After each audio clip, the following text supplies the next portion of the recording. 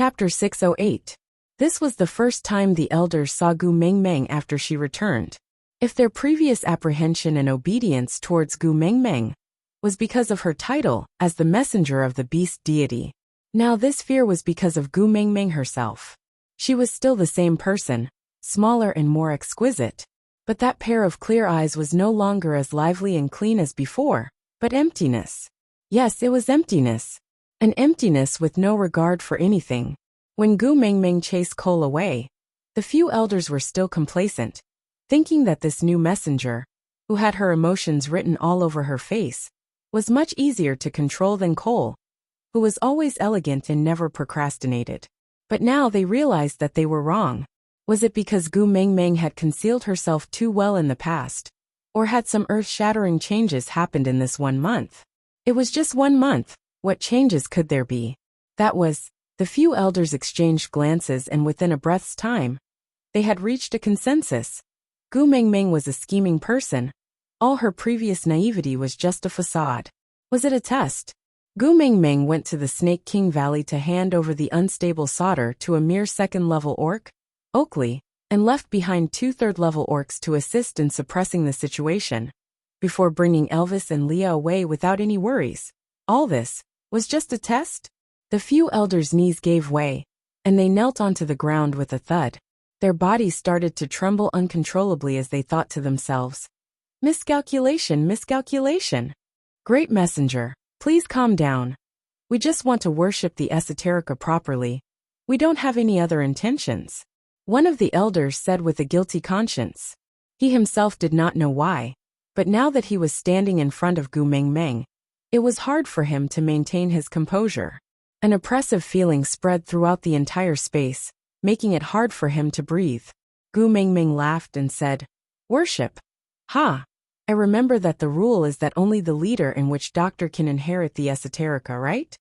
The elder did not dare to raise his head, and only nodded in agreement.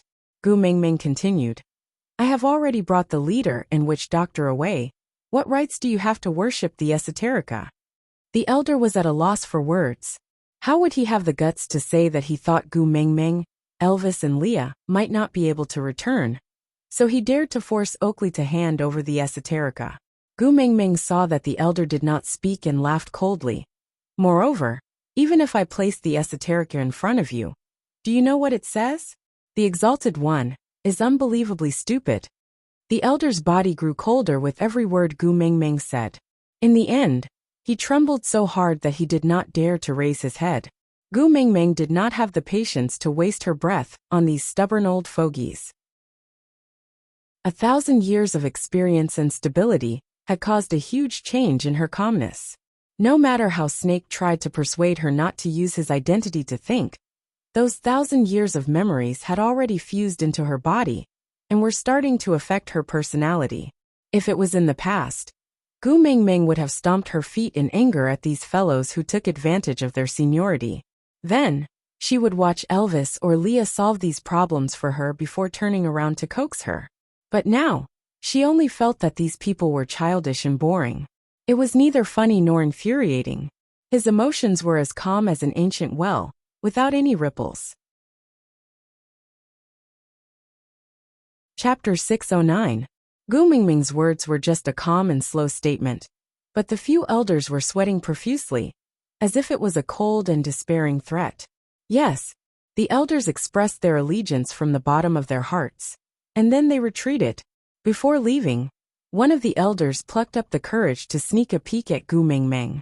After confirming that he saw the snow fox mark on her ear, he heaved a sigh of relief and followed the rest out. Gu Mengmeng rubbed her temples, her expression cold. Leah sat beside Gu Mengmeng gently, pulling her head towards his chest. He wrapped an arm around her shoulders and rubbed her temples gently, saying, "Are you tired? Actually, you can just leave these things to me." Gu Mengmeng shook her head and said, "You and Elvis were already severely injured in the Snake King Valley, and had been controlled by snake venom all this while. So your bodies have not been able to recover to their best state, and you were poisoned again because of the mating incident, which was simply one disaster after another." Gu Mengmeng frowned. She really did not know if this selfish habit was passed on to her by Snake, Or was it just her nature? In order to not let herself have any regrets, to make herself feel better, she did not care whether Lee's body could take it, and just mated with him. Although it was just a drop of blood from the tip of the tongue, and the poison had been detoxified in time, but Leah at that time was probably physically and mentally exhausted, and was at his weakest. Looking at Elvis, Gu Mengmeng did not mention the mating incident again in the end. She just said, "And how can you be as influential as me? I only need to reprimand you a few words to achieve the desired effect. Why do you need to spend so much effort to plan?" Leah chuckled, alluring and moving, hooked Gu Mengmeng's chin lightly, his eyes filled with deep affection, asking, "Is this because your heart aches for me, and you can't bear to see me work so hard?" Gu Mengmeng tried her best to smile, replying with a single sound, "Yeah." Leah kissed Gu Mengmeng's lips lightly, just a light peck on her lips, like a dragonfly skimming the water surface, before letting go. "Sandy has been here for a long time, and is waiting for you outside. Do you want to meet him?" Gu Mengmeng thought about it but still nodded. "Shall we accompany you?" Leah asked. Gu Mengmeng shook her head and said, "There are too many things piled up in the tribe. You and Elvis should go and do your own things. Settle everything here as soon as possible. I want to return to Saint Nazaire." Leah nodded and gently rubbed Gu Mengmeng's little head. He then looked at Oriton and said, "Go and accompany her." Oriton was expressionless and did not reply. He just walked a few steps forward silently and stood beside Gu Mengmeng. Gu Mengmeng shook her head and said, "No need." Sauter had 1,000 things waiting to be done, and everything needed manpower to be arranged. "I see that those troublemakers from the Snow Fox clan are quite afraid of Oriton. Let him stay behind to help you deal with things." Leah did not say anything, and just looked at Gu Mengmeng quietly. Gu Mengmeng looked down at her own hands. She did not know if it was an illusion, but she felt that her hands were much colder than before. Chapter 610. Gu Mengmeng did it unintentionally, but her words had suppressed all the males present to the point that they could not even lift their heads. She did not know if it was because her emotions were getting colder, or because she had something on her mind that she did not pay much attention to it. But for the first time, Gu Mengmeng ignored Elvis and Lee's emotions. She just lowered her head and walked out of the meeting room. Cole was a 5th-level beast. Elvis was the only 5th-level beast in this room full of people, and he had to use the backfire of the mating contract to defeat Cole. Not mentioning the 3rd-level Leah, Oriton and Barit, there was no need to mention the 1st-level Oakley. Was their protection unnecessary to her now? Until Gu Mengmeng's figure completely disappeared from everyone's sight, Elvis and Leah kept their usual smiling faces. They frowned deeply and their gazes dimmed. "She's forcing herself," Elvis muttered softly. Lee's lips were tightly pursed. His long and narrow eyes were no longer filled with emotions, only worry. "I'm afraid that if she continues to hold it in, she will fall sick." Elvis looked at Leah and said, "Do you have any way to let her vent it out? She can cry or throw a tantrum if it really doesn't work. I can fight with her." Leah chuckled and glanced sideways, asking, "Fight? Can you bear to do it?" Elvis frowned, pondered for a moment, and shook his head. Even if he was not Gu Mengmeng's match now, and even if Gu Mengmeng accidentally revealed a little of her beast pressure, he would instinctively feel fear. But he still felt heartache towards Gu Mengmeng. Asking him to extend his claws and fangs at Gu Mengmeng, not to mention others. Even he himself did not believe that he could do it. But Gu Mengmeng's emotions were too well hidden. This made him very flustered, very uneasy and very heartache. When she first woke up, Gu Mengmeng's face was still filled with sorrow and sadness. As time passed, more and more of Snake's memories were awakened in Gu Mengmeng's body. Gu Mengmeng's expression became calmer, and her emotions became more and more restrained. A person who always showed everything on her face had now become cold, just like him and Leah in the past. Clenching his fists, Elvis said, "If I can't bear to do it, then let her beat me up. As long as she can spit out the anger in her heart, even if she beats me to death, I will still smile." Leah patted Elvis's shoulder lightly and said, "If killing a few people can make Mengmeng happy, then I'll go with you and let her kill both of us. It'll be a worthy death." But you clearly know that Meng Meng is not a male. Violence and killing will not make her happy. Elvis sighed and nodded. These few days, even Hutta and the other two could not make her happy. I'm really afraid that she won't be able to hold on if this continues. Lee's gaze was also gloomy as he frowned. Every time Meng Meng is together with Sandy, she is always in a good mood. I hope this time, Sandy can also make Meng Meng happier. Elvis glanced sideways and asked, You called Sandy over? Leah smiled bitterly. Isn't it sad? A pet that ascends by pleasing a female doesn't even have a way to make her happy. I have to rely on another female to coax my own. I'm such a good-for-nothing pet. Chapter 6:11. After Elvis finished speaking, he directly walked past Leah. Leah looked at Elvis's back view and smiled. That's why you are Meng Meng's first partner. If it was me, I might not be able to be as tolerant as you. Swaying his tail, Leah glanced sideways at Barit, Oriton and Oakley who had been standing silently behind him. My two guardians and acting witch doctor, are you still in a daze? The three who were called looked up at Leah in silence, each with their own thoughts written clearly on their faces. Leah chuckled. Although Meng Meng is very powerful now, this is not a reason for you to neglect taking care of her. Put away that useless inferiority complex and find a new position for yourself. With that, Leah swayed his large tail and chased after Elvis. Reposition? In the past, the most important task was to protect Gu Mengmeng's safety. But now it seemed like there was no need. In that case, where exactly should their new position be? On the other side, Gu Mengmeng sat on the stairs outside the stone house, looking at Sandy who was feeling rather uneasy. She knew that they could no longer go back. Her mentality had changed along with the 1,000 years of memories. She hadn't forgotten Sandy, but she couldn't play around with her like before. Cupping her face, teasing her that she was the most beautiful female in the world, and if she was a male, she would definitely marry her. Now she could no longer say those words. And after that incident, Sandy had stopped Colin from saving Gu Mengmeng. Even though Gu Mengmeng did not blame her, she still felt extremely guilty. After that incident, Colin was relieved of his duties as a guardian. He did not say anything, and only comforted her not to let her imagination run wild. But she knew that every time Colin saw Barit, he could not hide the envy in his eyes. Originally, he could also be a guardian who worked for the messenger of the beast deity.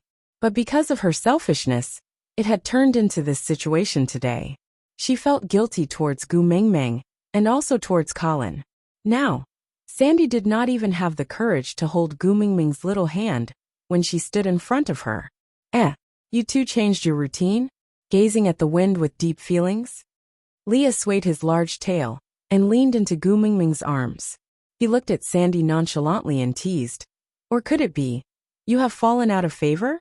Like I said, how can your little stubby tail compete with me?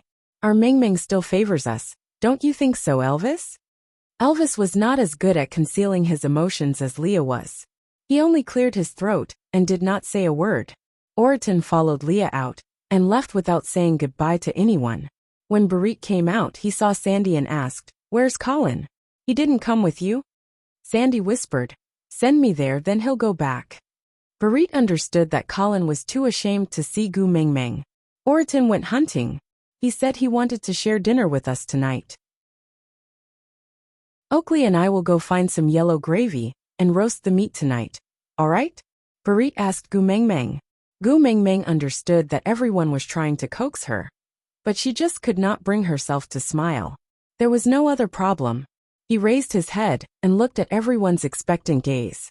Not wanting to spoil the mood, Gu Mengmeng nodded. All right. Chapter 6:12.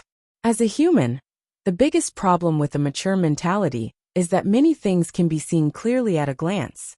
Elvis and Lee's accommodating attitude, Oriton and Barit's silent companionship, Oakley's hesitation and Sandy's expectant yet uneasy gaze. Gu Mengmeng could not breathe from the intense concern, but she did not want to let down these people who were concerned about her. Gu Mengmeng smiled and nodded at Sandy, saying, Come earlier tonight, let's have a gathering. Sandy then smiled and nodded heavily. The moment she turned around, Gu Mingming saw tears welling up in her eyes. After Sandy left, Barit and Oakley also set off to look for a beehive nearby. Gu Mingming leaned against Lee's chest tiredly, her gaze landing on Elvis's face, looking straight at his worried gaze. She wanted to smile, but the corners of her mouth were too heavy, so she could only give up in the end. Then she said calmly, "I just can't get used to these 1,000 years of memories, nothing else. You guys don't have to worry so much." Elvis walked in front of Gu Mingming, held her hand, and pulled her into his arms. He hugged her tightly, wishing he could squeeze all his warmth into her body, then use his own body to replace her in enduring those 1,000 years of boring and dry memories. But, even if he was the first partner, there were still some things he could not do. "No matter how strong you are still my weakness. Not worrying about you might be something I will never learn in this lifetime."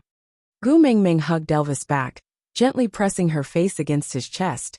She lowered her eyes and said slowly, "I'm sorry." Leah also stood up from the stairs, presenting his handsome and flawless face, kissing Gu Mingming, who was in Elvis's arms. His gentle smile seemed to condense the mysteries in the deepest part of the ocean, as if he was trying to drown her. His voice was slightly hoarse, but with a different kind of ambiguity. "You clearly know that compared to an apology, we prefer to hear your confession." Gu Mingming bit her lower lip, but could not say a word. Her feelings towards Elvis and Leah were undeniable, but she could not say the words "I like you" now. Leah did not force her. He just rubbed Gu Mingming's little head and said, "Today is the first time I'm attending a gathering with you as an official partner. If you don't smile, people will think that you were forced to mate with me." Gu Mingming looked at the half-genuine, half-fake grievance in Lee's eyes, and her gaze softened. "I am the messenger of the beast deity. Who can force me if I don't want to?" Leah walked to the other side of Elvis and placed his arm on Elvis's shoulder. He said with a sad look, "You said you liked me on the day of the warrior selection in Sauder, but you ended up crying so hard that you were about to stop breathing when you returned. That night, Orton came to tease me. He said, 'How much does Gu Mingming dislike you? You cry like this just because I say I like you.'" Gu Mingming looked at Leah, imitating Orton's expressionless face and cold tone, and felt that it was rather comical. She finally curled her lips and laughed softly. Seeing that Gu Mingming finally smiled, Leah put in more effort and continued, "After that, I fought with him, and guess what happened?" Gu Mingming shook her head, indicating that she did not know. Leah raised his head proudly and said, "Although we are both third-level beasts, his brain is not as good as mine, so he naturally could not gain the upper hand." Aside from the topic. Chapter 613. Gu Mingming was just about to praise Leah when she heard Elvis say calmly, "I remember when you came back that day. Your face was swollen and bruised. You didn't look like you took advantage of me at all." Gu Mingming was stunned for half a second before she raised her eyebrows and poked Elvis's chest lightly. Leah was indeed so anxious that he started messing around with Elvis.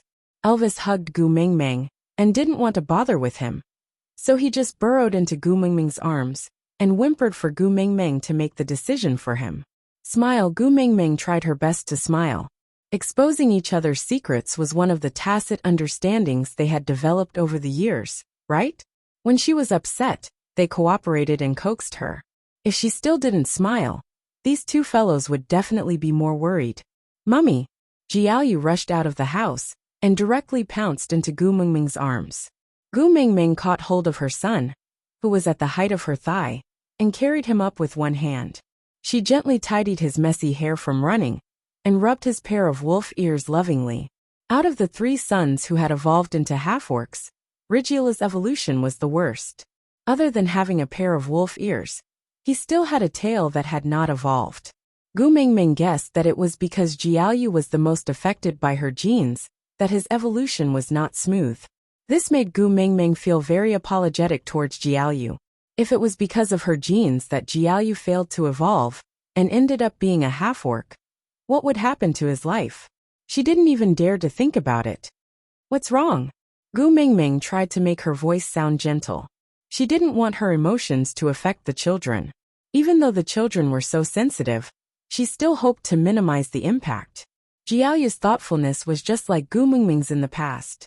His deep amber eyes were like the warm sun when he smiled. His young face had the unique innocence of a child, and he smiled innocently and warmly. I eavesdropped on your conversation just now. Jiaoyu covered his little mouth and secretly told Gu Mingming this little secret. His eyes were filled with pride and some joy.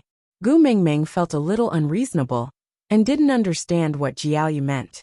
She just said softly, "It's not right to eavesdrop on others." Jiaoyu blinked his eyes and tilted his head to look at Gu Mingming. "Why not? Daddy Leah said that we should try our best to grasp all the details so that we can control the situation to the greatest extent and protect Mother." Gu Mingming turned to look at Leah. Leah cleared his throat and tried to clear his name. "But I didn't teach him to eavesdrop." Jiaoyu frowned and pouted his lips. He looked at Leah with a threatening gaze. Leah gave in and leaned forward, whispering, "Don't betray me. I will teach you the art of deduction."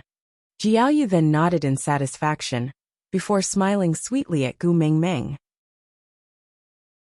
"Yeah, Daddy Leah never taught me to eavesdrop on others." 3 black lines hung over Gu Mingming's head. Jiaoyu was now in her arms, and after integrating Snake's abilities, her hearing was extremely good. Shouldn't he keep this kind of under-the-table operation a secret from her? Wouldn't it be too fake if she pretended not to hear him when he was so close to her ear? Chapter 614. Gu Mingming watched as Jiaoyu used his 2 little hands, which could barely reach his ears, to press his ears against his head. His clear big eyes shone innocently like a deer's as he looked at her. She smiled warmly and held Jiaoyu's little hands in her own. So warm. Tell me, after eavesdropping, what happened?" Jiaoyu looked as if he suddenly recalled something. His face lit up with excitement as he asked, "I heard Mummy and mother-in-law say that they are going to roast meat tonight. Is it the kind with a bonfire? Many people chatting and eating together, and listening to Mummy sing?" Gu Mingming shook her head gently and said, "No, it's just a few familiar friends eating together. Without a bonfire and many people, I will not go and sing." Jiaoyu hung his head low, his face full of disappointment. "Oh." Gu Mingming used her finger to gently lift Jiaoyu's little face and asked, "Why? You want a gathering with a bonfire, many people and singing?" Jiaoyu pursed his lips and nodded, saying, "I could have participated the previous time. It's all that strange snake's fault for abducting us halfway. I only saw Mother singing and dancing from afar, and I was so groggy that I couldn't hear clearly." Gu Mingming's heart tightened as she looked at Jiaoyu's disappointed face that looked like he was about to cry. Sweeping her gaze across, she saw Huda, Kanwu and even the unconscious Qixuan leaning against the door and peeking their little heads in. The other 2 little ones immediately shrank back when they saw Gu Mingming looking in their direction. After mumbling for a while, they lowered their heads and walked out to stand in front of Gu Mingming. "When the 4 of us were trapped in the underground prison, we talked about Mummy's singing and dancing that day the most, and the fragrant roast meat. We all agreed that the next time there is a gathering, we must stick close to Mummy and watch her singing and dancing from a close distance, and eat lots and lots of fragrant roast meat. Mummy, do you think Qixuan will wake up if our wishes come true? He obviously wants to see Mom sing and dance the most." Huda carried the unconscious Qixuan in his arms. The 3 of them were with Qixuan every day, and were like 4 conjoined babies wherever they went. The 3 brothers took turns to carry Qixuan in their arms. Other than Gu Mingming, no one else could snatch Qixuan away from them. Gu Mingming thought that perhaps this kidnapping incident had really traumatized her 3 sons. Looking at the 3 pairs of expectant little eyes, Gu Mingming did not have the courage to shake her head again. Taking a deep breath, Gu Mingming turned to Leah and said, "Let's make the arrangements. The whole tribe will gather today, and we will have a bonfire party at night." Leah smiled and asked, "What's the title?" "Reputation." "Ah." Asking the whole clan to hold a bonfire party, there had to be something to celebrate. If she directly said, "My son wanted to see it, so I made one," although it was the truth, it was still not very good. Gu Mingming gently stroked her ears and said, "Celebrating the mating of the messenger of the beast deity and the Snow Fox Tribe Witch Doctor. Is this title enough? Leah was taken aback, his gaze gentle. He pulled Gu Mengmeng and Qi Xian into his arms, and kissed Gu Mengmeng's lips, deep, lingering and unable to extricate himself. Chapter 6:15. That night. The bonfire lit up the night sky as the entire tribe celebrated. Elvis and Leah sat on either side of Gu Mengmeng, not even glancing at the rest of the people who came to celebrate. With the previous lesson, Barit and Oriton refused to leave Gu Mengmeng's side at all. The two steel-faced men just stood behind Elvis and Leah like bodyguards. Gu Mengmeng tried to persuade them a few times, but the two refused to loosen up. Helpless, Gu Mengmeng ignored them. The three young ones took turns carrying Qi Xian and running around the bonfire party. They kept sharing with Qi Xian how hot the fire was, how delicious the food was, how Mummy was going to sing soon. They kept sharing all the interesting news to Qi Xian, hoping to wake him up. But even though Qi Xian did not react at all, the three young ones were not discouraged at all. They carried Qi Xian and continued flying around. The snow foxes were in high spirits today, especially those females who had previously had conflicts with the females from Saint Nazaire. Their tails were raised to the sky. It was clearly written on their faces that see, who is the female that the mighty messenger has his eyes on. Sandy only wanted to reconcile with Gu Mengmeng, and did not care too much about it. It was just that Mandy and the other newly joined females had to suffer. They were originally the #1 beauties of their respective tribes, but after just a few days in Saint Nazaire, they had to wander from place to place with the rest of the tribe. They had to go through migrations and battles, living their lives in fear.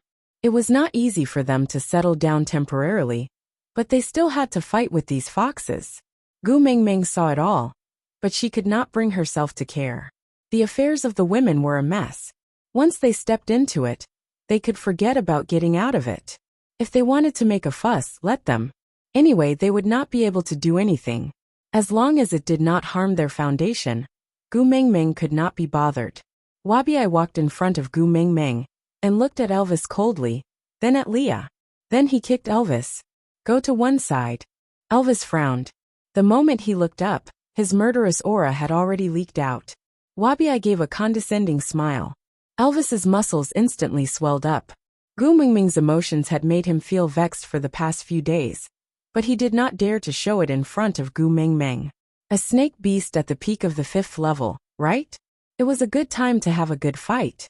Gu Mengmeng looked at the two of them in a flash and said softly, "Are you two planning to tear Sauter apart?" A battle between level 5 orcs was not the same as when Nina and her partner bullied Sandy in the past. It would be considered a big scene if a few of them fought until their scalps bled. If Wabi and Elvis were to fight, there would be no need for the campfire party.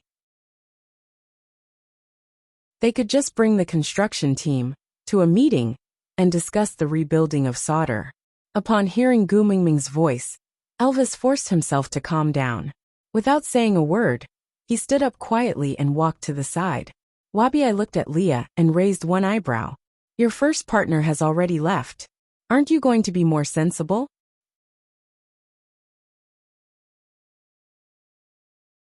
Chapter 6:16. After Elvis and Leah left, Wabi took out a fruit from his bosom. It was bright red and looked especially alluring. Gu Mengmeng's eyes welled up. She stared at the fruit for a long time, but didn't reach for it. Wabi just held the fruit and looked to the side. He wanted to pluck this for you the last time, but I plucked the wrong one. Gu Mengmeng remembered that day when Wabi roared at Snake. If your female wants to eat it, why don't you pluck it yourself? In the end, he even tried to please Snake and was kicked onto a tree branch by Snake. Wabi saw that Gu Mengmeng didn't reach for it after a long time and was rather impatient. He directly stuffed the fruit into Gu Mengmeng's hands and said, "This time, you didn't pluck the wrong one. It's the one at the top and the best and biggest one. Hurry and eat it." Gu Mengmeng held up the fruit and bit into it in a daze. The juice spread to every one of her taste buds. It was obviously very sweet, but Gu Mengmeng felt like she was chewing wax. She frowned but tried her best to smile. Yeah, he has always had good taste. It tastes really good. Wabi turned his head again, and didn't look at Gu Mengmeng. He just said coldly, "I will be heading back to the Snake King Valley in a while. I will guard the place he used to stay." Gu Mengmeng nodded. "Yeah." Wabiai took a deep breath and continued, "Gu Mengmeng, you guard it."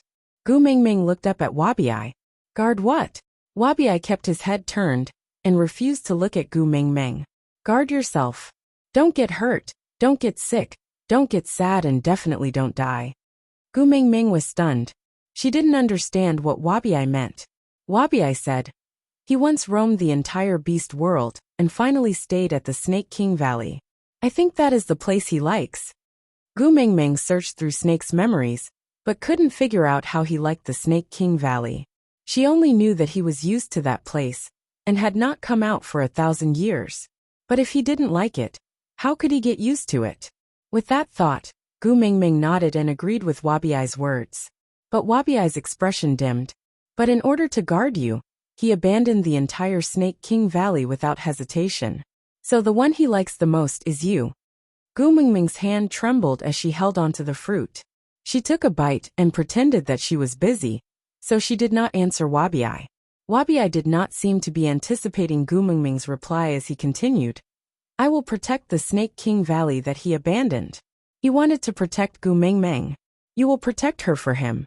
If you dare to hurt yourself in the slightest, I will definitely not let you off." With that, Wabiai ignored Gu Mengmeng's reaction and directly stood up to leave without looking back. It wasn't that he didn't want to turn around, but he was afraid that when he turned around, he would discover that the familiar pressure didn't come from someone he was familiar with. If that happened, he wouldn't be able to control himself. After Wabiai left, Elvis and Leah returned to sit by Gu Mengmeng's side. They each hugged Gu Mengmeng, but did not know what to say to comfort her. Just as the atmosphere was thick, a snow fox ran over and bowed respectfully in front of Gu Mengmeng. Then he said, "Great messenger, there's a male outside the tribe who wishes to see you. Should we let him in?" Gu Mengmeng looked up and asked, "What male?"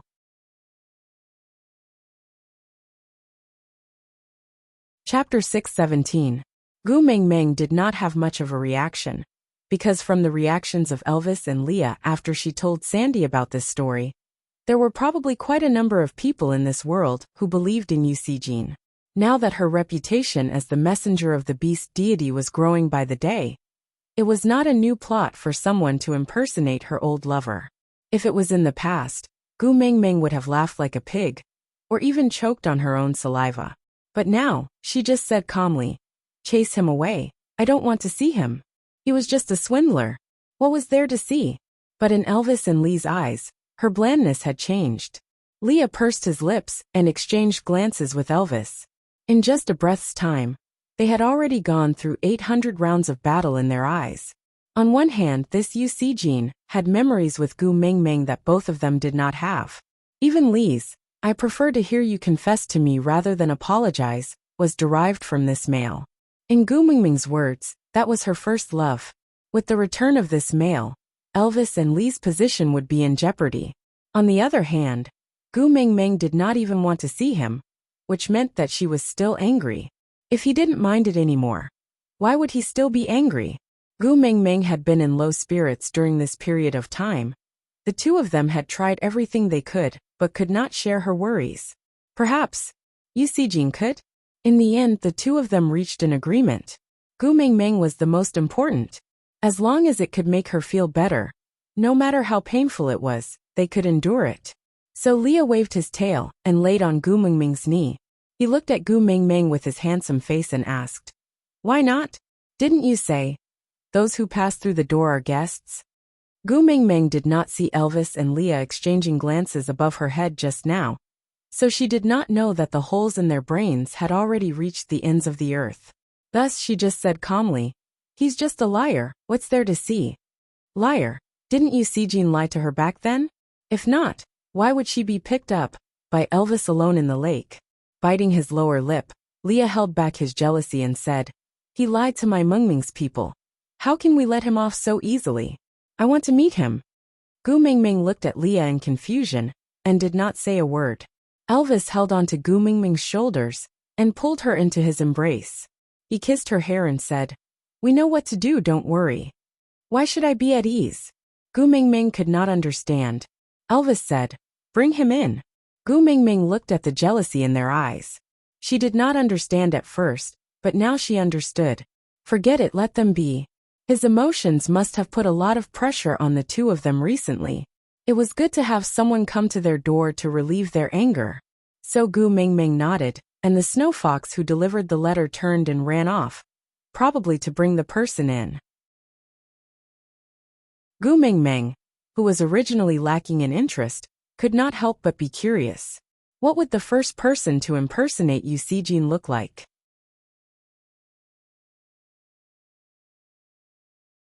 Chapter 6:18.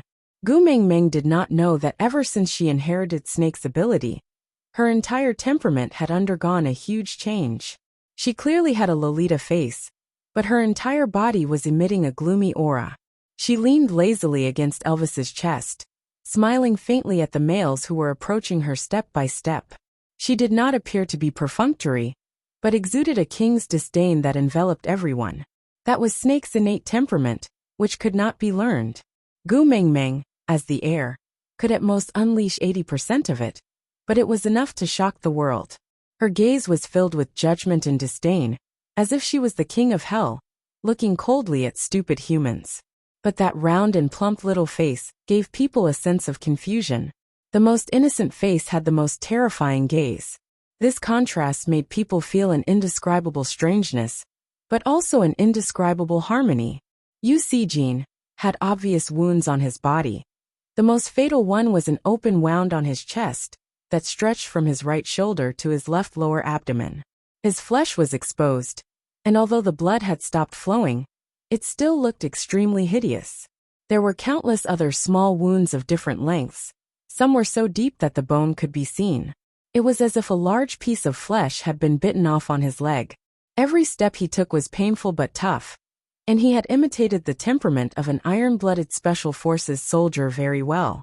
Gu Mingming's expression did not change at all, but Elvis and Leah looked at each other. They looked at Gu Mingming carefully, probably calculating. With such injuries, would Gu Mingming's heart ache? Then should they teach him a lesson now, or should they immediately bring him to be treated? That person stood beside the bonfire, as if he was not afraid of the blazing flames. But Gu Mingming could not only see the surface of a person, she could even easily see through a person's emotions, especially fear. Perhaps it was because the people who had appeared in front of Snake in the past 1,000 years had vividly portrayed all the types of fear in the world. So as long as you were afraid, Gu Mingming could see through any minute details at a glance. Fear of fire. That was normal, before she appeared. The beast world had not seen fire for hundreds of years. Even the people from Saint Nazaire and Sauter took half a year to get used to the flames. This Yu Sijin was pretty good.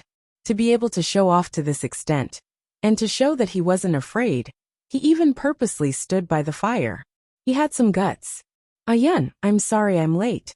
Yu Sijin stared at Gu Mingming affectionately, not avoiding her cold gaze and sizing her up. Leah tightened his grip, feeling as if his heart was being clutched. Ayan. So Kong Moyan was her real name? Gu Mingming was a fake name? Gu Mingming smiled helplessly as she felt the tension radiating from her hands and shoulders. Just how insecure were these two fellows? They had already become partners, so why would they be swayed by the words of a liar? Gu Mingming returned Lee's hand without batting an eyelid. She inched her head closer to Elvis's chest, using the smallest physical action to appease her two males. Then, she opened her mouth and said only 2 words, purpose? Yu Sijin was stunned. A hint of panic flashed across his face. Although it was only for a moment, it did not escape Elvis's and Lee's guarded gaze that was staring at him. Chapter 6:19. Gu Mingming retracted her hand from Lee's and slowly closed her eyes. She mumbled one word, as if she was sleep-talking, and did not say another word. Leah understood that she was handing this liar over to him to deal with. So he swayed his tail, stood up and walked down. He circled around Yu Sijin twice before asking, "Wolf beast?" Yu Sijin nodded. Leah placed a hand on his shoulder and patted him twice before asking again, Third level? Yusijin nodded again. Leah shrugged his shoulders and swayed his tail as he walked back. He still said one word, liar. Yusijin was taken aback. He took a step forward and said, I did not lie, I am Yusijin. Leah glanced sideways at him and said, Yusijin is indeed third level, but Gu Mingming said that he is from the White Tiger troop. Do you know what a white tiger looks like? Oriton, come over and let him see what a white tiger looks like. With that, Oriton, who had been guarding behind Gu Mingming, took a few steps forward and stood beside Leah, looking at Yusijin face to face. When two people of similar height stood together, the aura of Yusijin was instantly suppressed by Oriton. Oriton was one of the best among the third-level beasts. Other than Elvis, he had never submitted to anyone else. Although there was a fifth-level Elvis and a Beast King-level Gu Mingming sitting in the hall, other than these two strange creatures, in the entire beast world, the peak of third level was already a very powerful existence. After all, most orcs did not have the chance to mate, so third level was a huge hurdle. And there were many orcs who could not even step into the third-level realm in their entire lives. So not to mention a mere imposter, even if it was Leah. Oriton was not afraid. He swayed his neck left and right as a warm-up. This small action was learned by him subconsciously imitating Elvis. It gradually became a habit, and could not be changed. I am here to look for Yen, not to fight. Yusijin had long heard of Oriton's reputation. Looking at that pair of fierce eyes, he felt really pressured. Oriton was expressionless as he said coldly, If you can't even beat me, what right do you have to speak to the great messenger? As soon as he finished speaking, Oriton roared and charged towards Yusijin. Phrases such as the opponent being injured and having an unfair advantage were worthless in the beast world. Who is to blame if you're injured? If you can't even protect yourself, it's because you're incompetent. Who should accommodate you because you're useless? Sorry, there was no such logic in the beast world. Yusijin was a level 3 orc after all. Even though his condition was not as good as Oriton's, it was not to the extent of Oriton's one-sided abuse. He dodged, and could occasionally strike back at Oriton. After fighting for a while, there was only a small scratch on Oriton's arm. But Yusijin was in such a sorry state that it was almost unbearable to look at. Leah stared at Gu Mingming's expression from beginning to end, and could not find any trace of heartache, so he was even more certain that she was a liar. But this liar came at the right time.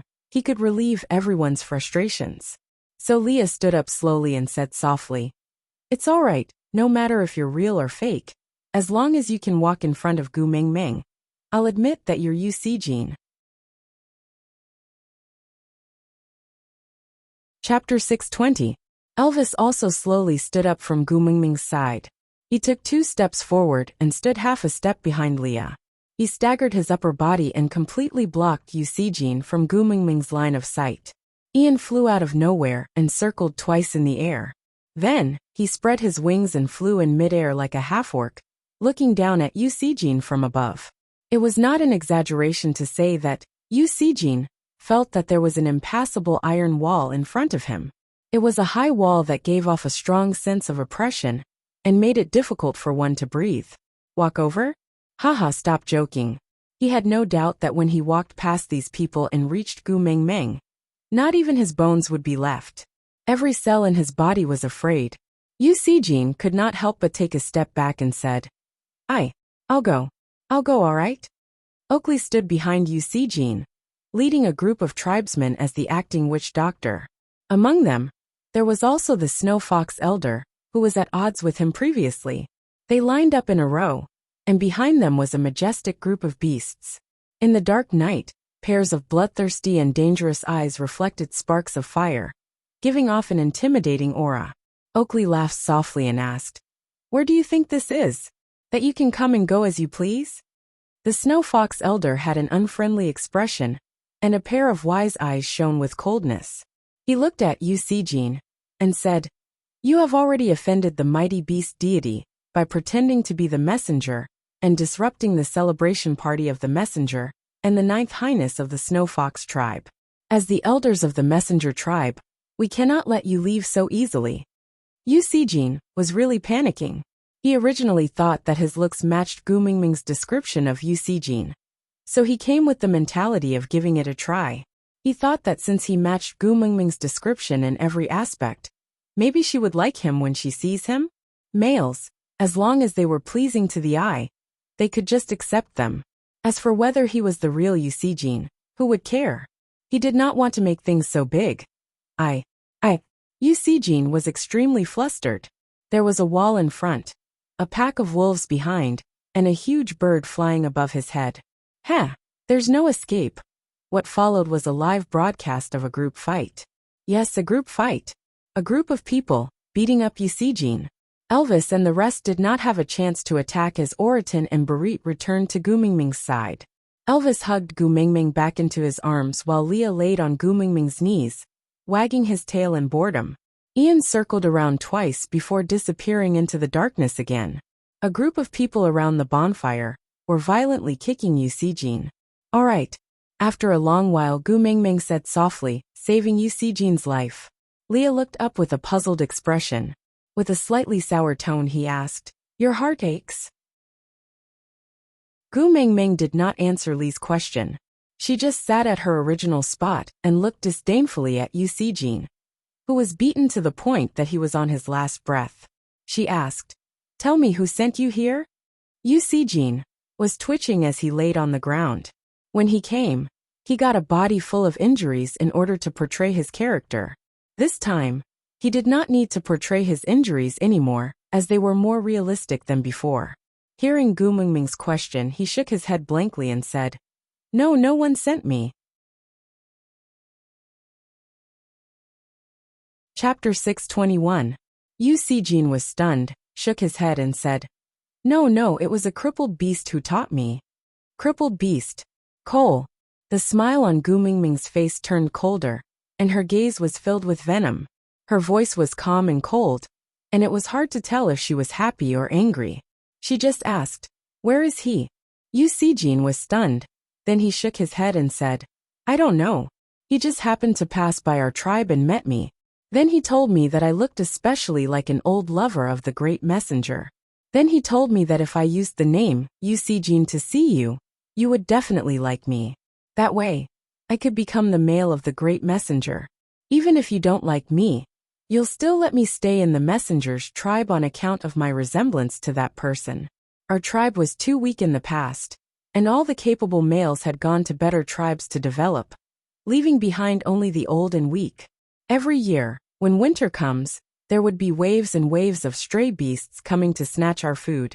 If we don't leave now, we will all be forced to death." Gu Mingming quietly looked at the male who was beaten until his face was swollen, and could not even stand up. She slowly spoke for him. "So you escaped and want to seek refuge with me?"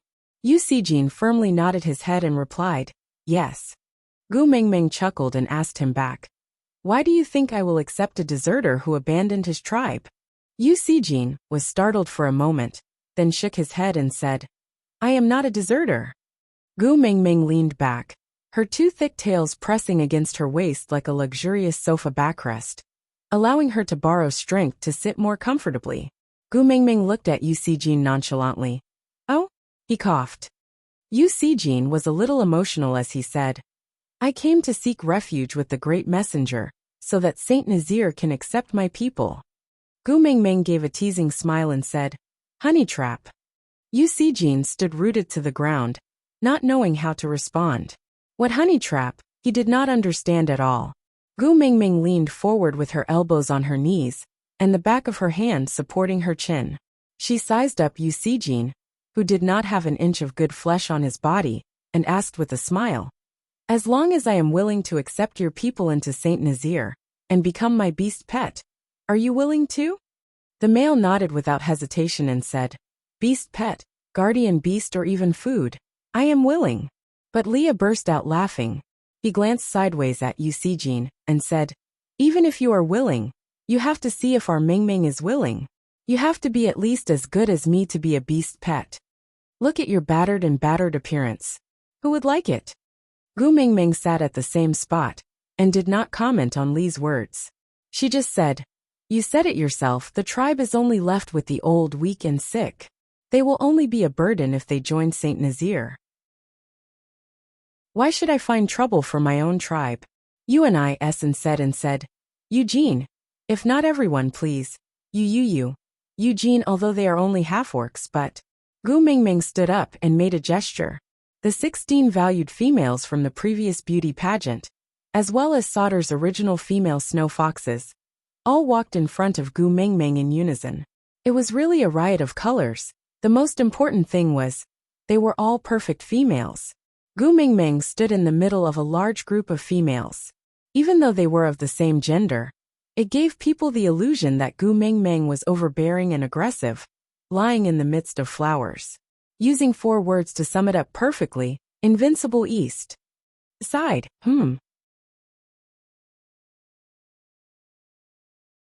Chapter 622. The light in Eugene's eyes completely dimmed. The most ideal situation would be for him to become Gu Mingming's male and receive her love, so that he could take care of his tribesmen. The next best thing would be for Gu Mingming to keep 2 half-orc females, so that even if the males could not survive the winter, they could die with no regrets. But now, his face was swollen and bruised, and looking at the males standing beside the messenger. Was this how it felt to feel inferior? As for females, if it was any other tribe, even a half-orc female would definitely be accepted. But the messenger's tribe did not seem to lack females at all. Gu Mingming passed through the crowd and walked step by step to Eugene. She squatted down and said in a calm voice, without any emotions, "Your bargaining chip is not worth mentioning in my eyes. If you want to discuss terms with me, at least show some sincerity." Eugene did not understand and just stared blankly at Gu Mingming. He did not know why, but he just felt that Gu Mingming was giving him a chance. After thinking for a while, he said, "As long as the mighty messenger is willing to accept my tribesmen, I can do anything you want me to." "Anything?" Gu Mingming chuckled and said, "Tell me the situation you saw that person from start to end. Don't leave out a single word." Eugene frowned and thought carefully, before starting to narrate. "More than 10 days ago, there were stray beasts attacking our tribe. It was him who suddenly appeared and helped us defeat the stray beasts. We begged him to stay in our tribe. Although he was a crippled beast, he was still a 5th-level orc. With him, we would not have to be afraid of stray beasts attacking our tribe again. But he looked very sad and just looked into the distance, saying calmly, 'If I stay, it will be the real danger.' Then he suddenly looked at me and did not speak. After staring for a long time until I got goosebumps, he then opened his mouth and said that I looked like the messenger's old love. If I wanted to save the tribe, I could only rely on Saint Nazir. Then I came. Thinking about it, he was really rash. With just a few words from a person whose name he didn't even know, he actually brought his clansmen to this place after a long journey." Gu Mingming laughed coldly. "Stray beasts attacked the tribe, and he just so happened to appear and save the tribe?" Cole did not look like a fox with a Leifong personality. Moreover, his mating mark had already been washed away by Gu Mingming. He was a stray beast himself. Why would he help the tribe fight against the stray beasts? Could it be that he had directed and acted on his own from start to finish? Gu Mingming smiled sinisterly, but she did not tell Eugene her inner thoughts. She just said coldly, "Didn't he say anything else?" Eugene frowned, thought carefully for a long time, and said, "Oh, there is." He had even said something very strange, such as, "If a counterfeit that is closer to the original appears, how long will you be favored?" That was the case. I didn't know what he was talking about. When I asked him again, he just smiled and said, "I'm just talking to myself." So I didn't take it to heart. Counterfeit? Gu Mingming turned back and saw that Leah was indeed unable to hold back his smile. He even knew about Lee's habit of imitating Eugene to please him. And he even spent so much effort to find an imitation that looked more like Eugene, just to suppress Leah.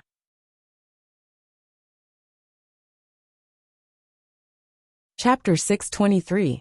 Eugene could not keep up with Gu Mingming's pace, and just laid on the ground, looking up at Gu Mingming as she walked back to Elvis and Lee's side step by step.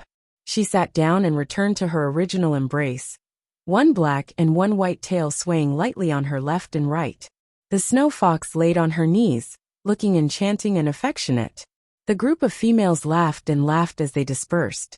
The people behind them who were originally aggressive also retracted their murderous aura and scattered in all directions. It was as if the tension from before had never happened. After being stunned for a long time, he finally regained his senses. He and his clansmen could really stay in Saint Nazaire. He could really become a member of the messenger's tribe. Struggling to stand up, Eugene took a step forward and was stopped by Oriton. He did not say anything and only looked at Eugene expressionlessly. They were both level 3 orcs, but Eugene knew very well that he was no match for Oriton. Moreover, he had no intention of causing trouble. He only wanted to express his gratitude. So he shouted at Gu Mingming, "Burke." Gu Mingming looked at him from the corner of her eyes, not saying a word. Eugene shouted again, "My name is Burke. From today onwards, my life belongs to Lord Emissary, and I'm at your disposal." Gu Mingming looked away and ignored him. She didn't need anyone else to put their lives in her hands. She no longer had the strength to bear another millennium. As she retracted her gaze, she saw Oriton handing Burke over to one of the elders and officially conveyed Gu Mingming's orders, as the guardian of the messengers, to temporarily settle the Burke tribesmen in Sauder and bring them along when Gu Mingming returned to Saint Nazaire. Leah slowly straightened his body and wiped away the playful expression on his face. He looked at Gu Mingming and asked, "You clearly know who instigated him to come, and you still accepted him?" Gu Mingming chuckled. "The beast deity told me to maintain a kind heart.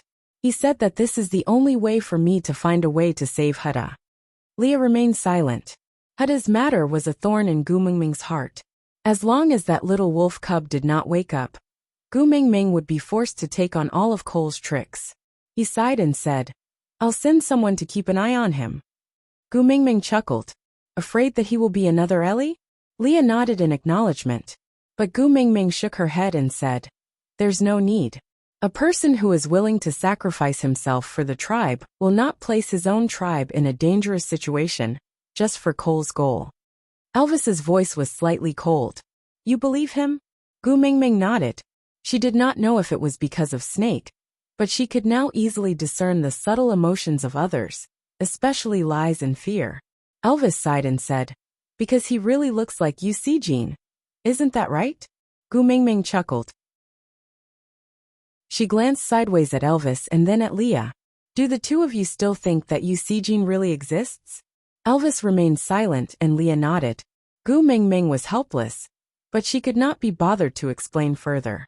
She just said, "Pass down the order. In the future, if anyone claims to be Eugene, there's no need to ask for permission. Just beat him away."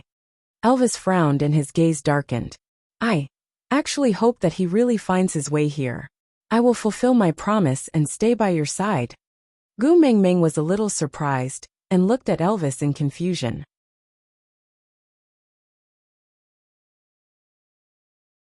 Chapter 624.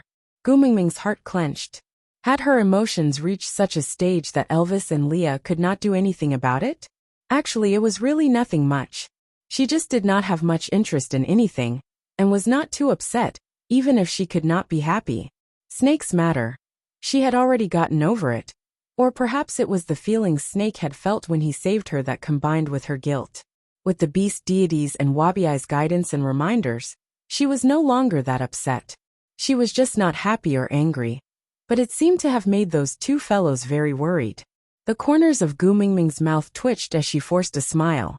She looked at Elvis and said, "I am really fine. I will slowly get better after a few days of getting used to this 1,000-year soul. Don't worry, all right?" Elvis sighed softly, then hugged Gu Mingming even tighter.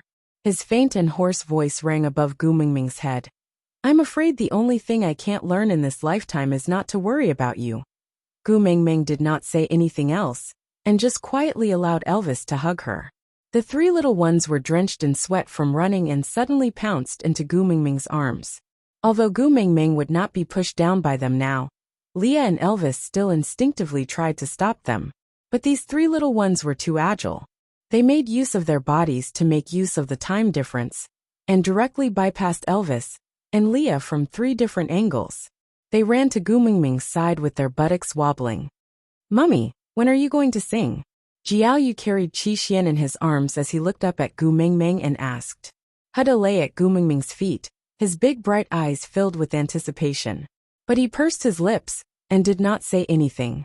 Kanwu occupied the most advantageous position and hung his whole body in Gu Mingming's arms. He looked up at Gu Mingming and followed Jiaoyu's words. "Yes, yes, Mummy. When are you going to sing?" Gu Mingming rubbed Kanwu's little head and kissed Huda and Jiaoyu. Finally, she carried Qi Xian in her arms and said, "Let's go and sing now." The three children's eyes lit up. Kanwu gave Gu Mingming's embrace to Qi Xian and followed closely behind her. He asked, "Mummy, can we follow you?" Gu Mingming smiled and nodded. "Of course, I'll give you VIP seats." "Jiaoyu, what is a VIP seat?" Gu Mingming brought the four children and walked towards the bonfire, saying, "Very important people. It means a very important person." Kanwu sniggered and turned back to glance at Elvis, clearly provoking him. He went forward and hugged Gu Mingming's shoulders. At the same time, he accidentally kicked Kanwu to the side. He only looked at Gu Mingming's side profile and asked, "Are Leah and I VIPs too?" Gu Mingming's face turned red. In the past, Gu Mingming could not notice Elvis and Kanwu's little tricks, but now, she could see it very clearly. Chuckling lightly, he said, "The VIP seats are limited. If you want to sit, carry Kanwu. The two of you can count as one seat." Elvis frowned and lowered his head to look at Kanwu. Both father and son had a tacit understanding and spoke at the same time. "No, no," Gu Mingming chuckled. "Oh, you really have telepathy."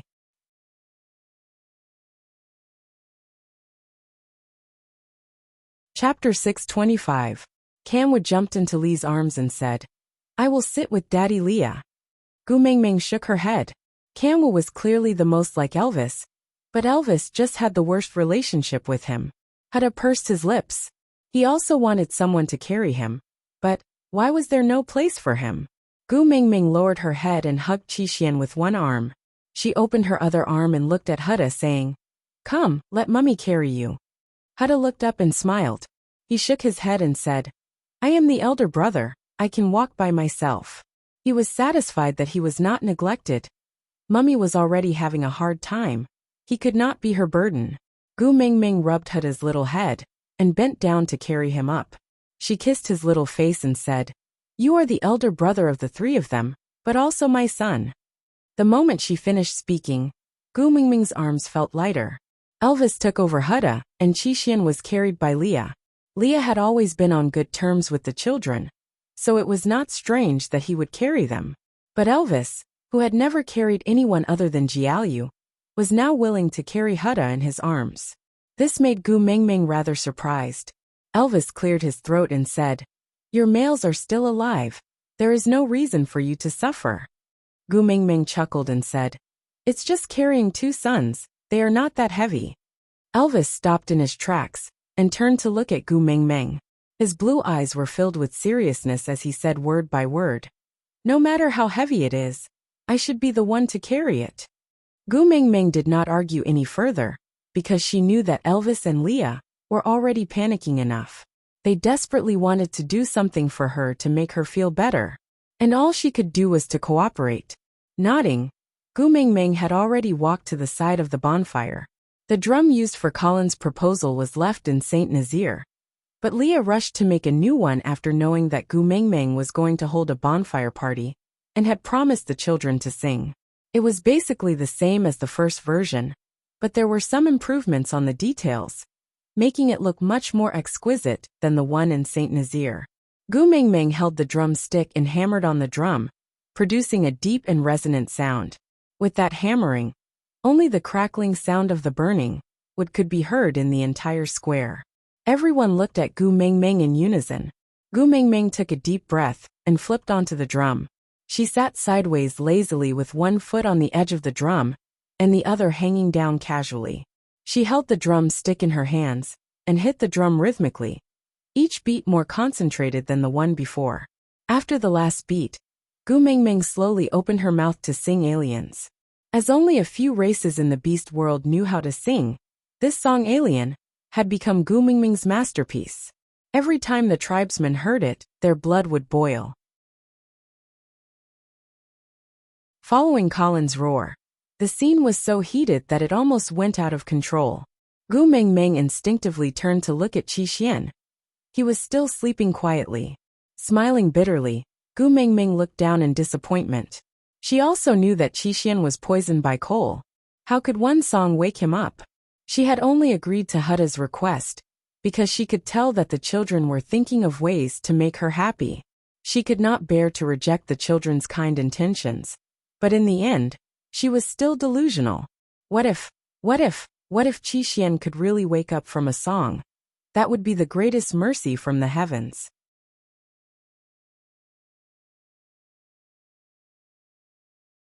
Chapter 626. The night campfire party lasted for a long time. To be precise, it was a night of revelry for the Snow Fox tribe. After 1,000 years, the Snow Fox tribe finally became the closest tribe to the messenger of the beast deity. The worries that had been in turmoil for 1,000 years gradually disappeared along with the mark on Gu Mingming's left ear. In the following days, Leah became very busy. Gu Mingming intentionally handed solder over to Oakley to manage. After all, in the 1 month that Gu Mingming was in the Snake King Valley, Oakley managed the tribe well despite the estrangement between the two tribes. So Lee's main task for this period was to bring Oakley along to handle some tribe matters and teach him how to balance the relationship between power and benefits. After Leah and Gu Mingming became partners, the Snow Fox tribe became more peaceful.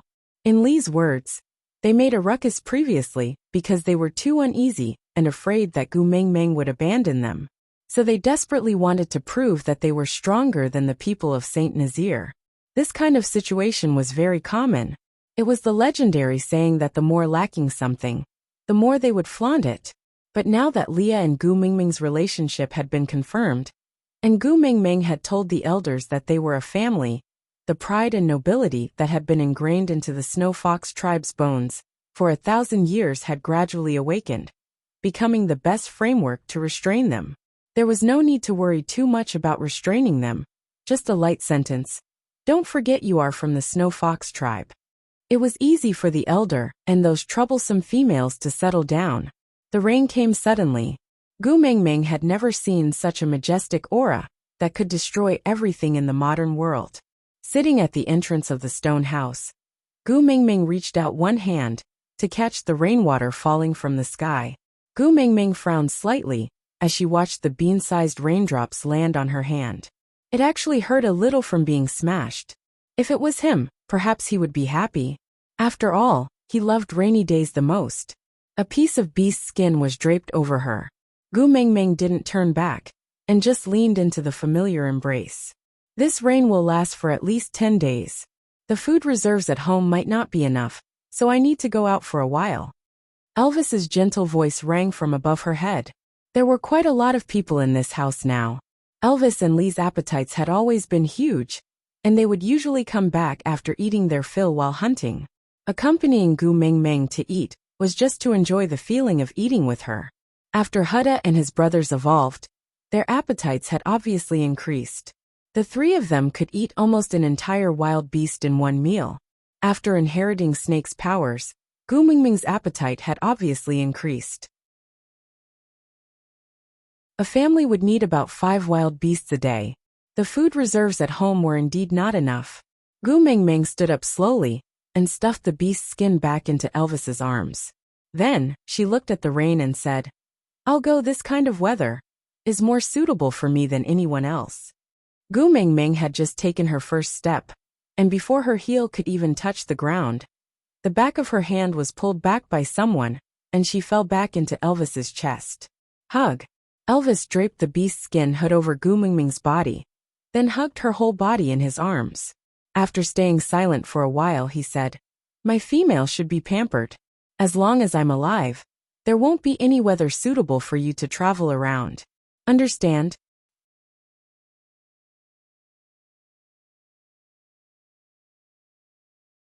Chapter 627. Elvis frowned and said, "You can't get drenched in the rain. Water will enter your brain." Gu Mingming was taken aback for a moment before she burst out laughing. She remembered that this was what she used to tease Elvis and Leah. That time when they were digging bamboo shoots in the bamboo forest. Ian was also present, and the three males even shook their heads with a straight face, saying things like, "I won't die anyway, it shouldn't be serious." He actually took it seriously, and even remembered it till now. Elvis did not know what was so funny about this sentence, but it was the biggest smile Gu Mingming had seen ever since she returned from the Snake King Valley. It was rare to see her face so radiant, and Elvis felt as if spring had bloomed in his heart, and the sun was shining brightly in her smile. Elvis's large hand cupped Gu Mingming's little face, and through the gaps between his fingers, her gaze was clear and calm. A faint smile was already extremely precious to Elvis, and he was suddenly so afraid of losing this smile. He even thought, so what if he got drenched in the rain? As long as she was happy. Even if he had to drown in the rain with her, he was willing. For some strange reason, Elvis actually nodded and said, "Don't run around, you must always stay within my sight." Gu Mingming knew that Elvis had agreed. In the past, she would always act cute and throw a tantrum whenever she asked him to do something, but as long as it was something bad for her body, he would never back down. But now, just a smile was enough to make him compromise. She must have done something wrong in the end, otherwise why would he become more and more humble after mating for more than half a year and having 4 children? Gu Mingming wrapped her arms around Elvis's arm and leaned against his shoulder. She nodded and said, "All right, I will stick to you like this." Her heart felt as if it was being ruthlessly tugged at by something. Elvis lowered his head and kissed Gu Mingming's hair. He smiled and did not say a word, only using the beast's skin to wrap her up more tightly. Then, he carried her up and strode into the rain. The raindrops landed on the beast's skin, giving off a concentrated thud sound. The beast's skin had a certain waterproof function, and the raindrops slid down the fur on the beast's skin, not drenching Gu Mingming at all. Gu Mingming wrapped her little arms around Elvis's neck and stretched out an arm behind him to catch the raindrops falling from the sky. It still hurts as much as before, but this feeling doesn't seem too bad. Elvis quickly brought Gu Mingming into the heart of the forest. With a few leaps, he placed Gu Mingming in a relatively open area. He tidied up the beast's skin and reminded her, "Don't run around, understand?" Gu Mingming nodded and gave Elvis a reassuring smile. Elvis transformed into a wolf and charged into the depths of the misty rain. He wanted to end the battle quickly and not let Gu Mingming wait for too long. Gu Mingming sat in the rain, hugging her knees. She lifted her face slightly and squinted her eyes, allowing the rain to hit her face. Why do snakes like rainy days? The rain was clearly very painful when it hit the body. A person slowly approached Gu Mingming. The rain fell to the ground and rose up again. Mist filled the air, and even with Gu Mingming's eyesight, she could not see that person's face clearly. The smell was somewhat familiar, but he couldn't remember whose smell it was. Step by step, when Gu Mingming saw clearly the person carrying the prey, the emotions on her face had completely disappeared. "It's you," Gu Mingming asked gently.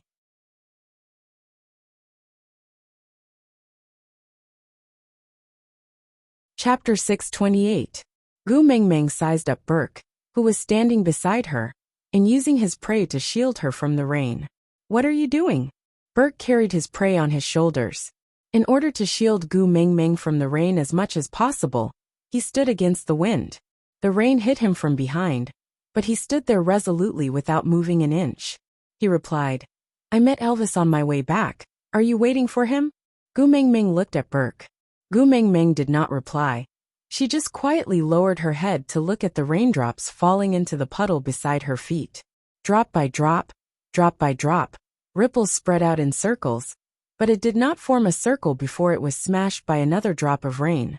Burke didn't mind and continued, "I came out to hunt for the elders in the tribe. You said before, if we stay, we must be self-sufficient and not be a burden to the tribe." Gu Mingming still didn't reply. After the incident with Snake, Gu Mingming clearly knew that if you don't want to give others a chance right from the start, then keep your kindness and easygoing. Don't give others hope and let them misunderstand. Burke acted as if he couldn't see Gu Mingming's rejection. I, Burke, am a man of my words. You protected our entire tribe. My life is yours. Gu Mingming saw that Burke had no intention of stopping. She glanced at him and said coldly, Your life has no value to me, so you can keep it for yourself. I don't want it. Also, you are disturbing me from watching the rain, so please leave and stop bothering me. Burke was stunned for 2 seconds. His expression froze. He then lowered his head and said, I will accompany you until Elvis returns. After all, this is the wilderness. It's not safe for you to be alone. The rain was still pouring.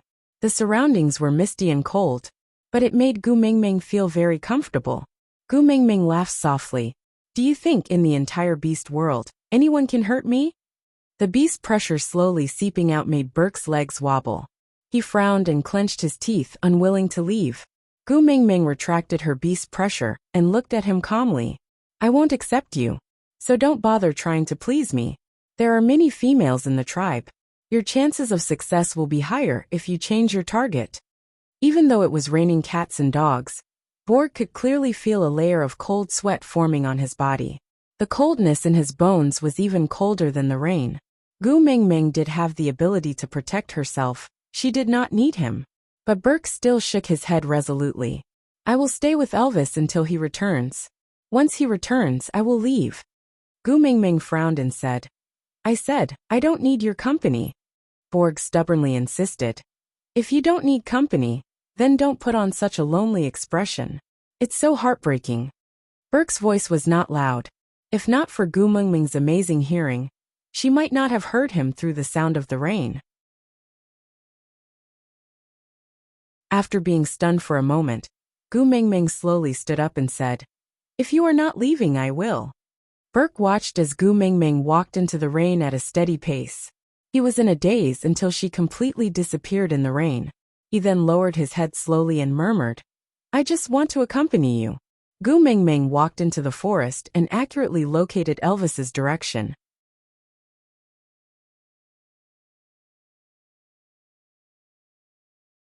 Chapter 629. Seeing Gu Mingming, Elvis was momentarily stunned. Throwing the dead beast aside, he transformed into his human form and walked to Gu Mingming. His long black hair stuck to his body, and his muscles were defined and defined. The faint smell of blood accentuated his elegance as he stood in the rain, as if he was a mandala flower blooming in hell. Why are you here? Elvis furrowed his brows and pulled up the beast's skin to cover her head, preventing the rainwater from entering her eyes. I saw that you were not back for a long time and got a little anxious, so I came in. Gu Mingming looked at the pile of prey behind Elvis and asked, It's too slow to kill them one by one. Why don't you just release your aura and save so much trouble? Elvis smiled dotingly as he brushed away the raindrops on Gu Mingming's face and said, Releasing your aura will scare the prey out of their guts, and the meat will be bitter. How can we eat it then? Gu Mingming nodded, not really understanding. As a human, Gu Mingming did not have any hunting experience. As a snake beast, Snake basically swallowed whatever he wanted to eat and did not need to bring the prey back. Elvis carried all the prey onto his right shoulder and reached out his left arm to carry Gu Mingming up, saying, Let's go back. It's very dangerous in the forest when it's raining. If there's thunder, it'll hurt you easily. Gu Mingming smiled and said, So you left me outside and came in alone? Elvis nodded and kissed Gu Mingming's little face lightly, saying, Let's go back. Gu Mingming did not resist Elvis's kiss and just obediently placed her face on Elvis's chest, saying softly, Put down the prey. Ha! Elvis did not understand, but still did as he was told. Gu Mingming gave him a look and many little snakes slowly slithered out from behind the trees, then burrowed under the prey and carried them up. Elvis chuckled and said, That's good too. At least you won't get any blood stains on you. Gu Mingming did not say anything, and just nodded in Elvis's arms, allowing him to carry her back. When they passed by the place where Gu Mingming was sitting, Burke had already left. When she returned to the stone house, Leah was sitting anxiously at the door, looking into the rain. He heaved a sigh of relief when he saw Gu Mingming. Without another word, he took Gu Mingming from Elvis's arms and walked into the house. He removed her clothes and placed her into the stone bathtub filled with hot water. Thank you. Gu Mingming leaned against the edge of the bathtub, tilting her face as she fiddled with the hot water.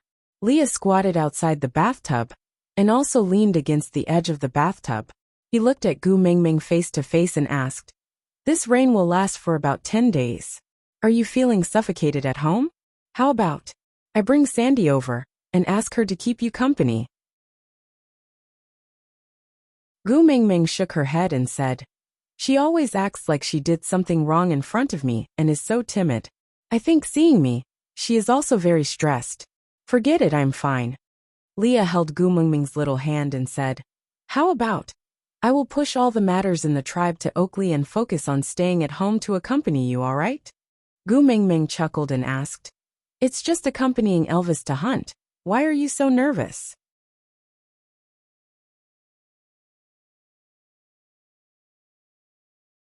Chapter 630.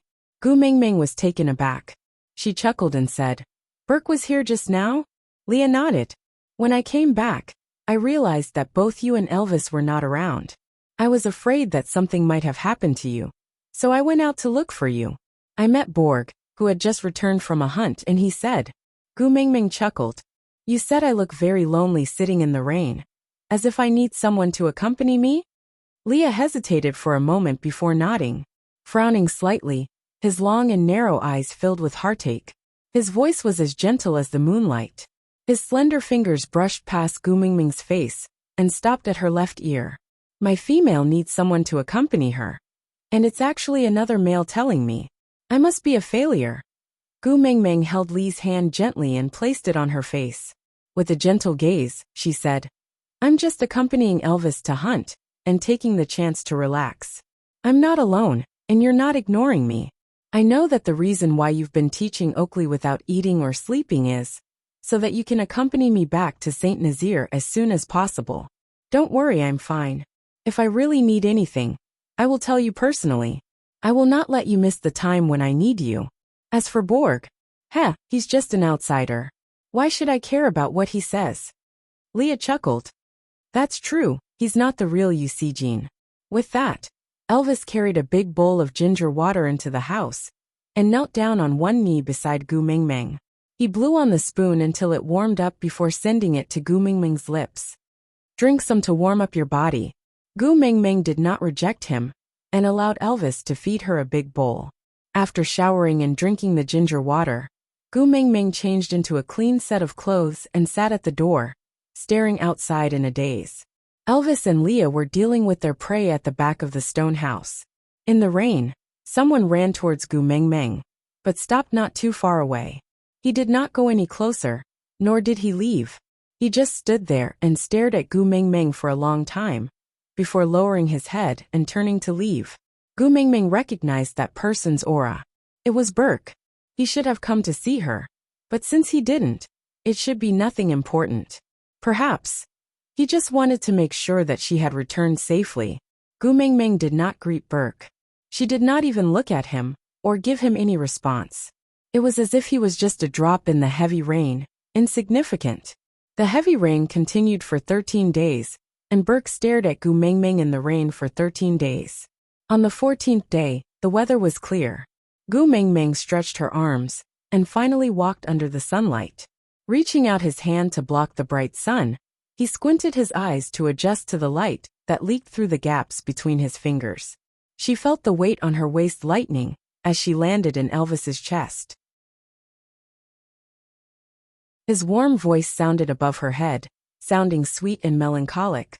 "Where do you want to go? I'll accompany you." Gu Mingming had not gone out for a long time, so she lazily leaned into Elvis's arms. "Let's go and see Leah. If things are more or less settled, I want to return to St. Nazir." "All right," Elvis answered softly. When Elvis carried Gu Mingming into the meeting room, Leah and Oakley were discussing whether to stay or leave. It was inevitable for Gu Mingming to return to St. Nazir. When they came out, the salt they brought was almost finished, so they had to return as soon as possible. But the problem now was who would follow Gu Mingming back to St. Nazir, and who would stay in Sauter to guard the branch. Out of topic. Today's update had ended. It was almost March and Susu was working hard to save her chapters, preparing for the explosive update in March. My babies, please keep looking forward to it. Also, it was almost the end of the month, the monthly ticket would expire.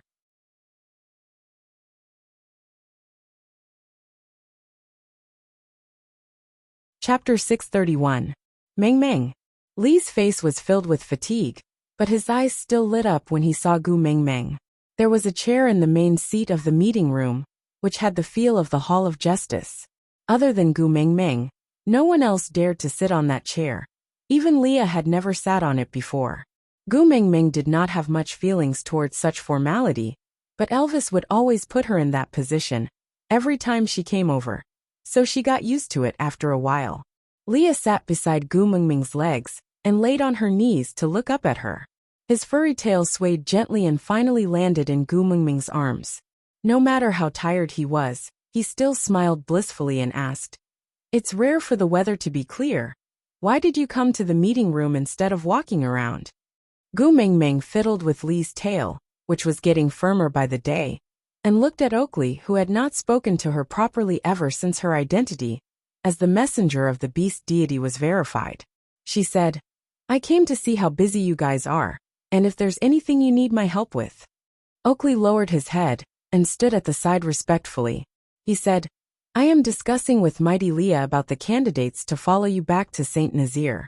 Mighty Messenger, please tell me if there are any of them you wish to bring along or leave behind." Gu Meng Meng looked at Oakley and did not speak for a long while. She pursed her lips and seemed to be in a trance. Back then, he used a white fox to express his goodwill to her, followed her to gather honey without knowing anything, roasted meat with Barit and Colin outside Elvis's cave, and prepared rations before winter. It was as if it was just yesterday. Since when did that shy but clever Oakley become so distant and not dare to get close to her? Gu Meng Meng said, "In the past we didn't talk like this." Oakley pursed his lips and lowered his head. "In the past, you were not the messenger of the beast deity." Gu Meng Meng sighed softly and did not say anything else. It was very difficult to maintain a basic friendship between males and females. That boundary was too difficult to grasp. Snake was the best example. Perhaps this was already the best outcome. Without further ado, Gu Meng Meng rubbed her temples and said, "The original tribesmen of Saint Nazir can stay if they want. Those who don't follow me back. Burke and the newly joined tribesmen must all follow me. As for the Snow Fox clan, except for Leah, everyone else will stay." Oakley frowned and thought for a moment before replying, "Other than Lord Leah, I'm afraid those few elders will be thinking too much." Gu Meng Meng chuckled and said, "Don't they like to worship the esoterica? I'll leave a set of secret manuals for them to worship, so they won't make trouble again." Oakley lifted his head and looked at Gu Meng Meng in confusion, not saying a word. Gu Meng Meng asked Oriton and Barit to bring back 2 large stone slabs. The size was comparable to the blackboards in school, and the surface had been polished to be extremely smooth. Then, they dipped a branch into the ashes left over from the fire and wrote some words on the stone slab. Then Elvis, Leah, Oriton and Barit used their sharp claws to slowly carve the inscriptions on the stone slab along the traces left by the ashes.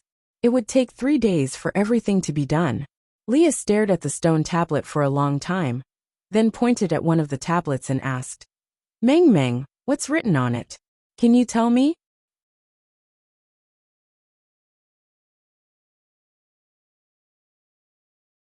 Chapter 632. 36 Stratagems? Leah looked at Gu Meng Meng in confusion.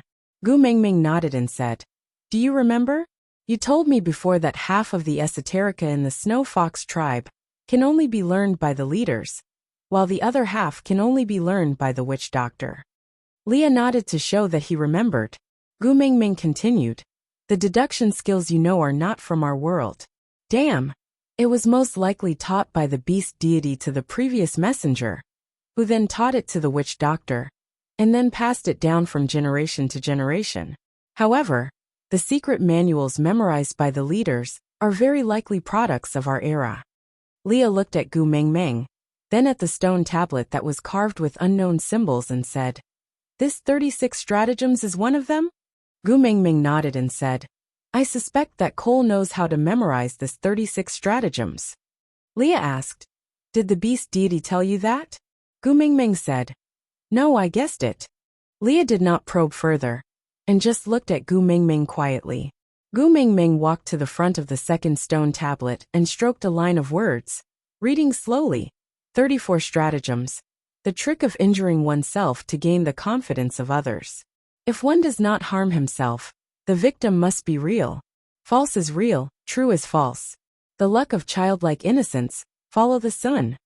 The 5 males in the house were all confused, and even Leah did not understand what Gu Mingming was saying.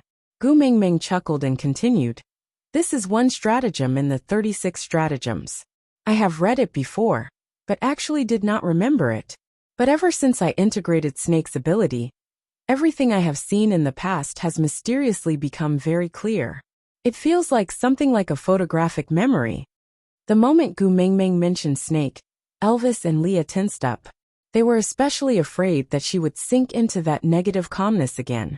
So Leah pulled Gu Mingming's little hand and asked with a serious face, So what does it mean? What does it have to do with Cole? Gu Mingming said, Do you still remember when Cole tricked me into coming to solder, and in order to gain my trust, he injured himself all over to create the illusion that he was rescuing Qi Xian? Leah nodded to show that he remembered. Gu Mingming said, His injuries were so severe that he almost lost his life.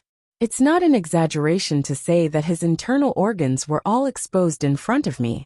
If you hadn't asked Dylan to contact me in advance, I would have believed that he was a good person, even if I had my doubts. Now that I think about it, it was just a ruse to injure oneself to gain confidence. Leah pondered for a moment and said, If people don't harm themselves, the victims must be real? Gu Mingming nodded. That's what I mean. Leah frowned. Then when Burke came to seek refuge, he was covered in injuries. Was that also a ruse? Gu Mingming shook her head. Burke did not purposely inflict those injuries. They must have been inflicted when the stray beasts attacked the tribe. Leah was silent for a moment before he said slowly, Mingming, I still feel that Burke is not simple. Gu Mingming chuckled. Cole would not go through so much trouble to send a useless person over. He must have a backup plan. Leah, I think so too. Cole was a stray beast now. Why would he be so kind as to help a foreign tribe chase away stray beasts? No matter how I look at it, it doesn't seem like his style. I would rather believe it if he was the one who organized the stray beasts to attack Burke's tribe.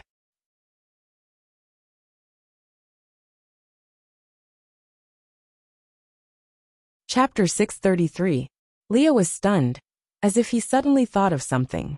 He asked, So Burke coming to seek refuge is also one of the plans? Gu Mingming nodded, and took another step forward. She touched a line of words and said, The 7th stratagem, create something out of nothing. It was a lie, not a lie. It was all a lie. Showing Taiying Taiyang.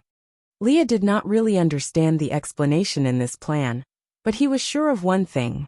Gu Mingming knew clearly that Burke's allegiance was not simple. Elvis took a step forward and stood beside Gu Mingming. He frowned and said, Since there's something wrong with Burke, there's no need to bring him back to St. Nazaire. I'll go there later and settle it on the spot. Gu Mingming held onto Elvis's arm and shook her head lightly. She took 2 steps back and pointed at another line of words. With a cold gaze, she said, The 30th stratagem, reverse the situation. Take advantage of the gap to step in, choke the host, and gradually advance. Lee's hand gently brushed past a line of words and finally met Gu Mingming's hand. With a light grip, he held her little hand in his palm. There was a hint of a smile in his long and narrow eyes. Mingming is planning to use Burke to lure Cole out? Gu Mingming nodded and said, Although I still don't know why he inserted Burke, but there's no harm in countering his moves. If he wanted Borg to work for him, he would have to meet Borg on a regular basis and exchange information. So as long as we keep an eye on Burke, we can definitely wait for Cole. Leah held Gu Mingming's hand and tugged her gently towards him. Looking into her eyes, he said gently and lovingly, I know you are anxious to save Qi Xian, but you have to promise me that you will not put yourself in danger, all right? Gu Mingming chuckled. How long more do you need to get used to the Beast King's powers in my body? Leah shook his head, his gaze still focused on Gu Mingming's face. With a serious and cautious expression he said, "In terms of power, no one can match up to you. But back then when we were fighting Cole, neither Elvis nor I were his match. If Cole really knows how to use the things on the stone tablet, we have to be extra careful." Gu Mingming nodded, indicating that she understood. It was easy to dodge an open spear, but difficult to guard against a hidden arrow. She understood this principle. "All right, let's first embed these 2 stone slabs into the wall, then cover them with animal skins." A half-arm deep groove had already been dug in the wall, and the large stone tablet was placed in it at a slight angle. Then it was pushed and stuck inside. Gu Mingming shook it lightly, and realized that it was still very stable. She nodded her head in satisfaction, then took out 2 large pieces of beast skin, and covered the notch. Only then did he invite the elders of the Snow Fox clan in. Ever since the bonfire party, the few elders had boasted of their virtue and prestige. After a period of time, they really did seem to have some sage-like demeanor. This subordinate greets Lord Envoy. The few old foxes bowed respectfully to Gu Mingming. Gu Mingming raised her hand and went straight to the point. "These 2 days, I will be bringing a portion of my tribesmen back to St. Nazaire. As for Sauter, I will leave Oakley behind to manage the overall situation. I hope that the few elders can cooperate and support him." When these words came out, the elders were all stunned. Before they could even speak, their faces were already unable to maintain their composure.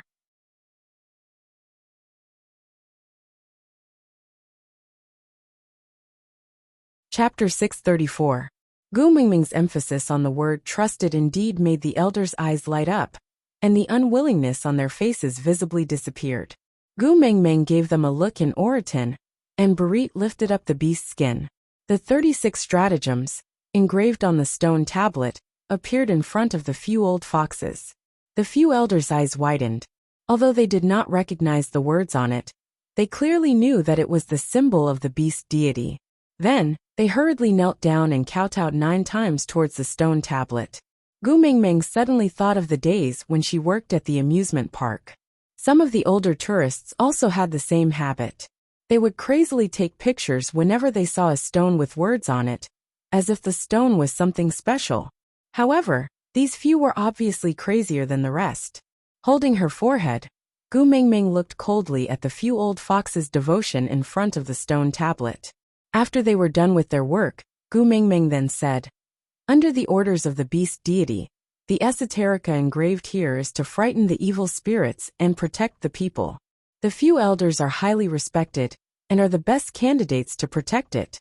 But Gu Mingming purposely dragged out her words, and sized up the anxious elders from the corner of her eyes. Seeing that they were about to pounce on her, she then continued, "But Oakley is still young after all. It seems like a grievance for the few elders to stay behind and cooperate with him.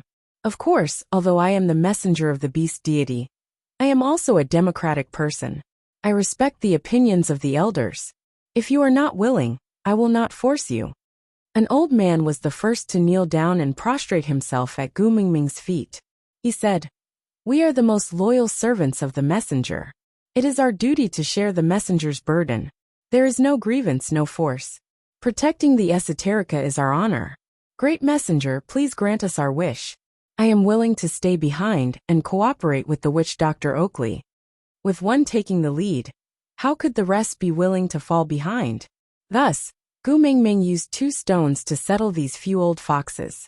After a round of consolation, the elders left the meeting room with tears streaming down their faces, feeling extremely gratified.